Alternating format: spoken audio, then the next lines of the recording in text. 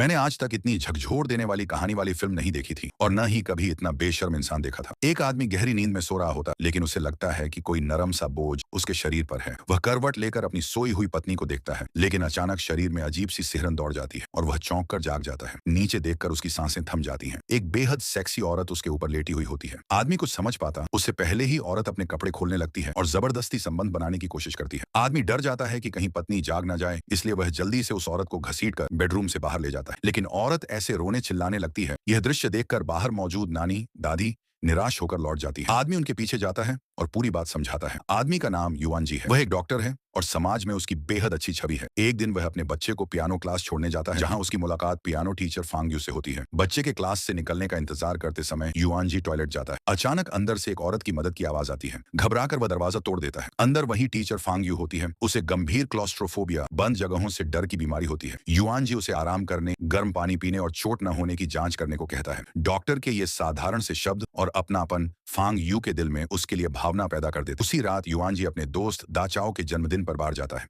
संयोग से वहीं फांग यू और उसकी सहेली भी मिल जाती हैं। सब साथ में शराब पीते हैं। युआन जी उसकी बीमारी के बारे में पूछता है और उससे निपटने के तरीके भी बताता है। यही देख फांग यू पूरी तरह इमोशनल रूप से जुड़ जाती है। पार्टी के बाद सभी नशे में होते हैं। अगली सुबह युआन जी जागता है। फर्श पर बिखरे कपड़े देखकर उसे समझ आता है कि शायद कुछ गलत हो गया है। वह जल्दी से वहां से निकलने की कोशिश करता है। उसे नींद की गोलियां भी दिखती हैं। वह बिना कुछ कहे चला जाता। फांग यू को लगता है कि युआन जी भी उसे चाहता है। युआन जी का डर और छुपाना। घर लौटकर युआन जी अपनी पत्नी चेंजिंग को सोता देखता है। बाथरूम में उसे अपने कपड़ों पर लिपस्टिक के दाग दिखते हैं।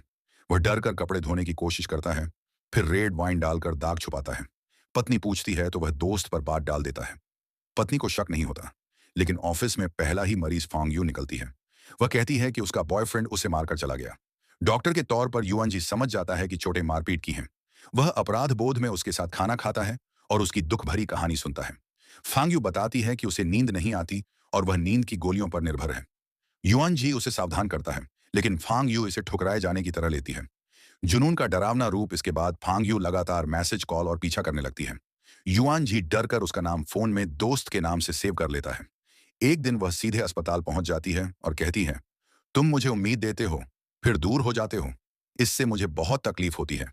युआन जी साफ मना कर देता है। यहीं से फांग यू का जुनून हिंसक रूप लेने लगता है। घर में घुसपैठ फांग यू बच्चे को पियानो पढ़ाने के बहाने युआन जी के घर पहुंच जाती है। पत्नी खुद उसे बुला चुकी होती है। वह घर में घुल मिल जाती है, पत्नी की नकल करने लगती है, यहां तक कि खाने में नींद की गोलियां मिला देती है।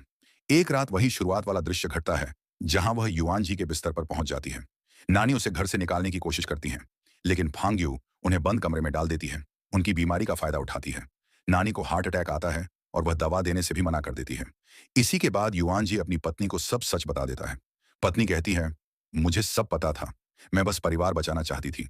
लेकिन सबसे बड़ा झटका यह होता है कि फांग यू बच्चे को स्कूल से ले जाती है। यही कहानी पूरी तरह थ्रिलर मोड़ ले लेती है।